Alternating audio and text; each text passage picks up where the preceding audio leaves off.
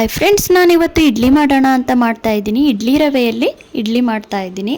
ತುಂಬಾ ಚೆನ್ನಾಗಿ ಬಂದಿತ್ತು ಇಡ್ಲಿ ರವೆ ಮಾತ್ರ. ಹೇಗೆ ಮಾಡೋದು ಅಂತ ತೋರಿಸ್ತಾ ಇದ್ದೀನಿ.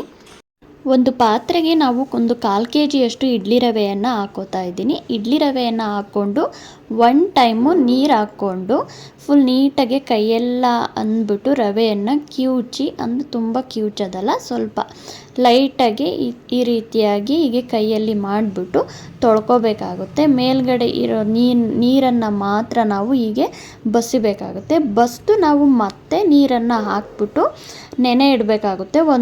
ಒಂದು ಹಾಫ್ ಆನ್ ಅವರು ಹಾಗೇ ನೆನೆ ಇಡಿ. ಮೊದಲೇ ನಾನು ಒಂದು 5 ಅವರು ಉದ್ದಿನಬೇಳೆ ಮತ್ತು ಮೆಂತೆಯನ್ನು ನೆನೆ ಇಟ್ಟಿದ್ದೆ. ಇವಾಗ ಇದು ಚೆನ್ನಾಗಿ ನೆಂದಿದೆ. ಇದನ್ನು ನಾವು ಸಾಫ್ಟಾಗಿ ರುಬ್ಕೋಬೇಕಾಗುತ್ತೆ. ನಾನಿವಾಗ ರುಬ್ಕೊಂಡು ಅದನ್ನು ರೆಡಿ ಮಾಡ್ಕೊಂಡಿದ್ದೀನಿ. ಈಗ ಇಡ್ಲಿ ರವೆ ಒಂದು ಹಾಫ್ ಆನ್ ಅವರು ನೆಂದಿದೆ. ಇದು ನೆಂದಿರೋದನ್ನು ನಾವು ಒಂದು ದೊಡ್ಡ ಪಾತ್ರೆಗೆ ಹಾಕೋತಾ ಇದ್ದೀನಿ. ಇದು ನೆಂದಿರೋದನ್ನು ನೀರಿನ ಸಮೇತವಾಗಿ ಸ್ವಲ್ಪ ನೀರು ಬಸ್ಬಿಟ್ಟು ಹಾಕೋತಾ ಇದ್ದೀನಿ.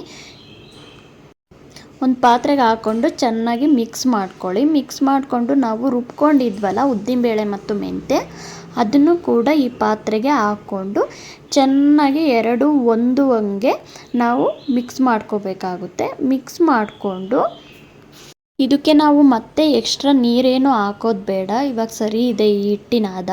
ನಾವು ಇದನ್ನು ಓವರ್ ನೈಟ್ ಫುಲ್ಲು ಹೀಗೆ ಕ್ಲೋಸ್ ಮಾಡಿಬಿಟ್ಟು ಇಡೋಣ.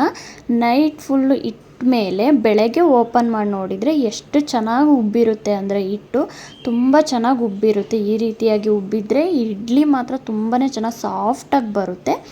ಈಗ ಇಡ್ಲಿ ಹಿಟ್ಟು ರೆಡಿ ಆಗಿದೆ. ಇದಕ್ಕೆ ನಾವು ಸ್ವಲ್ಪ ಉಪ್ಪನ್ನು, ರುಚಿಗೆ ತಕ್ಕಷ್ಟು ಉಪ್ಪನ್ನು ನಾವು ಹಾಕ್ಕೋಬೇಕು. ನಾನು ಸೋಡಾನ ಯೂಸ್ ಮಾಡ್ತಾ ಇಲ್ಲ, ಹಾಗೆಯೇ ಇಡ್ಲಿ ಮಾಡ್ತಾ ಇದ್ದೀನಿ. ಗ್ಯಾಸ್ ಮೇಲೆ ಇಡ್ಲಿ ಪಾತ್ರೆಯನ್ನು ಇಟ್ಬಿಟ್ಟು ಅದು 2 ಗ್ಲಾಸಷ್ಟು ನೀರನ್ನು ಹಾಕಿ ಕಾಯಲು ಇಡಬೇಕು. ನೀರನ್ನು ಮೊದಲಿಗೆ ಒಂದು ನಿಂಬೆ ಹಣ್ಣನ್ನು 2 ಹೋಳು ಮಾಡಿಬಿಟ್ಟು ಸ್ವಲ್ಪ ನಿಂಬೆ ಹಣ್ಣಿನ ರಸವನ್ನು ಹಿಂಡಿ ಕಾಯಿಸಬೇಕು. ಯಾಕೆಂದರೆ ಪಾತ್ರೆ ಕರೆಗಟ್ಟಲ್ಲ, ಅಂದರೆ ಕರ್ರಗಾಗಲ್ಲ. ಹಾಗಾಗಿ ನಾನು ನಿಂಬೆ ಹಣ್ಣನ್ನು 2 ಹೋಳಾಗಿ ಮಾಡಿಬಿಟ್ಟು ಹಾಕ್ತಾಯಿದ್ದೀನಿ. ಇಡ್ಲಿ ತಟ್ಟೆಗಳಿಗೆ ಫುಲ್ಲು ಇಡ್ಲಿ ಹಿಟ್ಟನ್ನು ಎಲ್ಲ ಕ್ಯಾವಿಟಿಗೂ ನಾವು ಫಿಲ್ ಮಾಡಬೇಕಾಗುತ್ತೆ. ಫಿಲ್ ಮಾಡಿಬಿಟ್ಟು ತುಂಬ ಹಾಕ್ಬಿಡಿ, ಒಂದು ಸ್ವಲ್ಪ ಬಿಟ್ಬಿಟ್ಟು ಇಡ್ಲಿ ಹಿಟ್ಟನ್ನು ನಾವು ಫುಲ್ ಫಿಲ್ ಮಾಡಿಬಿಟ್ಟು ಬೇಯಲು ಇಡೋಣ. 3 ತಟ್ಟೆ ಇತ್ತು. 3 ತಟ್ಟೆಗೂ ನಾನು ಇಡ್ಲಿ ಹಿಟ್ಟನ್ನು ಫಿಲ್ ಮಾಡಿಬಿಟ್ಟು ಇವಾಗ ಬೇಯಲು ಇಡ್ತಾ ಇದ್ದೀನಿ. ಏನಿಲ್ಲ ಅಂದರೂ ಒಂದು 10 ನಿಮಿಷನಾದರೂ ಈ ಇಡ್ಲಿ ಹಿಟ್ಟು ಚೆನ್ನಾಗಿ ಬೆಂದರೆ ಇಡ್ಲಿ ಮಾತ್ರ ತುಂಬ ಸಾಫ್ಟಾಗಿ ಚೆನ್ನಾಗಾಗುತ್ತೆ. ಒಂದು 10 ಮಿನಿಟ್ಸು ನಾನು ಈಗ ಕ್ಲೋಸ್ ಮಾಡಿಬಿಟ್ಟು ಬೇಯಲಿಟ್ಟೆ. ಇವಾಗ ನಾನು ಚಟ್ನಿಯನ್ನು ರೆಡಿ ಮಾಡ್ಕೋತಾ ಇದ್ದೀನಿ ಇಡ್ಲಿಗೆ. ಮೊದಲಿಗೆ ನಾವು ಒಂದು ಬಾಣಲೆಗೆ ಒಂದು 2 ಟೇಬಲ್ ಸ್ಪೂನಷ್ಟು ಆಯಿಲ್ ಹಾಕ್ಕೊಳ್ಳೋಣ. ಆಯಿಲ್ ಹಾಕ್ಕೊಂಡು ಉದ್ದಿನಬೇಳೆ 1 ಟೇಬಲ್ ಸ್ಪೂನ್, ಹಾಗೆ ಕಡಲೆಬೇಳೆ 1 ಟೇಬಲ್ ಸ್ಪೂನ್ ಹಾಕ್ಕೊಳ್ಳೋಣ.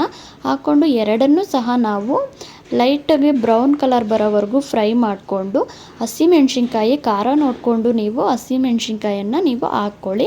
ಹಾಗೆ 1-2 ಇಂಚಷ್ಟು ನಾನು ಶುಂಠಿಯನ್ನು ಹೆಚ್ಕೊಂಡು ಹಾಕೋತಾ ಇದ್ದೀನಿ. ಹಾಗೆ ಬೆಳ್ಳುಳ್ಳಿಯನ್ನು ಒಂದು 6-7 ಎಸಳಷ್ಟು ನಾನು ಹಾಕೋತಾ ಇದ್ದೀನಿ. ಈ ಫುಲ್ ಎಲ್ಲ ಐಟಮ್ಸನ್ನು ನಾವು ಫ್ರೈ ಮಾಡಿಕೊಂಡು ಸ್ವಲ್ಪ ಚಿಕ್ಕದಾಗಿರುವ ಹುಣಸೆ ಹಣ್ಣನ್ನು ನಾನು ನೆನೆಸಿಬಿಟ್ಟು ಹಾಕೋತಾ ಇದ್ದೀನಿ. ಇವಾಗ ಹಸಿಕಾಯಿ ತುರಿಯನ್ನು ನಾನು 3 ಟೇಬಲ್ ಸ್ಪೂನಷ್ಟು ನಾನು ಹಸಿಕಾಯಿ ತುರಿಯನ್ನು ಒಗ್ಗರಣೆಗೆ ಹಾಕ್ಕೊಂಡು ಹಾಗೆ ಬಿಸಿ ಮಾಡ್ಕೋತಾ ಇದ್ದೀನಿ. ತುಂಬ ಫ್ರೈ ಮಾಡ್ಕೊಳ್ತಾ ಇಲ್ಲ ನಾನು. ಇವಾಗ ಕೊತ್ತಂಬರಿ ಸೊಪ್ಪನ್ನು ನಾನು ತೊಳೆದ್ಬಿಟ್ಟು ಹೆಚ್ಕೊಂಡು ಹಾಕೋತಾ ಇದ್ದೀನಿ. ರುಚಿಗೆ ತಕ್ಕಷ್ಟು ಉಪ್ಪನ್ನು ನಾವು ಹಾಕ್ಕೊಂಡು ಎಲ್ಲದನ್ನು ಮಿಕ್ಸ್ ಮಾಡಿಕೊಂಡು ನಾವು ರುಬ್ಕೋಬೇಕಾಗುತ್ತೆ. ಈ ರೀತಿಯಾಗಿ ಚಟ್ನಿ ಮಾಡಿದರೆ ಟೇಸ್ಟ್ ಮಾತ್ರ ತುಂಬಾ ಚೆನ್ನಾಗಿ ಬರುತ್ತೆ. ಹಾಗಾಗಿ ನಾನು ಈ ರೀತಿಯಾಗಿ ಚಟ್ನಿ ಮಾಡ್ತೀನಿ ಇಡ್ಲಿಗೋಸ್ಕರನೇ.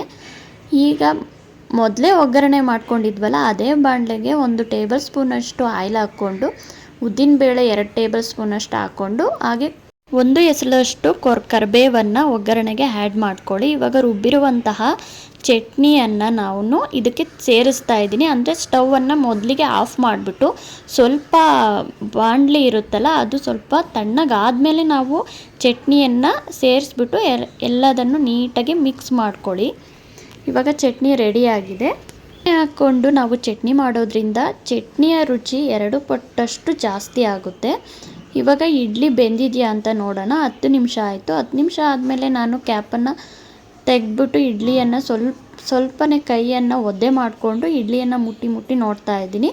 ಇಡ್ಲಿ ಕೈಗೆ ಅಂಟಬಾರ್ದು, ಹಾಗಾದರೆ ಇಡ್ಲಿ ಚೆನ್ನಾಗಿ ಬೆಂದಿದೆ ಅಂತ. ಇವಾಗ ಇಡ್ಲಿ ಚೆನ್ನಾಗಿ ಬೆಂದಿದೆ.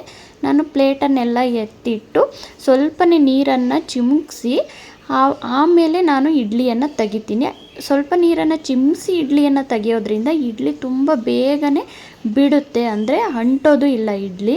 ನೋಡಿ ಎಷ್ಟು ಚೆನ್ನಾಗಿ ಬೆಂದಿದೆ ಅಂದರೆ ರವೆ ಇಡ್ಲಿ ತುಂಬಾ ಚೆನ್ನಾಗಾಗಿದೆ. ತುಂಬ ಸ್ಮೂತಾಗಿ ಮೃದುವಾಗಿ ತುಂಬ ಚೆನ್ನಾಗಾಗಿದೆ ಇಡ್ಲಿ. ನೀವೇ ನೋಡ್ತಾ ಇರ್ಬೋದು, ಸ್ಪಂಜ್ ಥರ ಆಗಿದೆ. ಈ ರೀತಿಯಾಗಿ ನೀವು ಇಡ್ಲಿ ಮಾಡಿ ನೋಡಿ, ತುಂಬ ಚೆನ್ನಾಗಿ ಬರುತ್ತೆ. ನಿಮಗೆ ಇಷ್ಟ ಆದರೆ ಈ ಇಡ್ಲಿ ರೆಸಿಪಿ ಪ್ಲೀಸ್ ಸಬ್ಸ್ಕ್ರೈಬ್ ಮಾಡಿ, ಲೈಕ್ ಮಾಡಿ. ಬಾಯ್ ಬಾಯ್.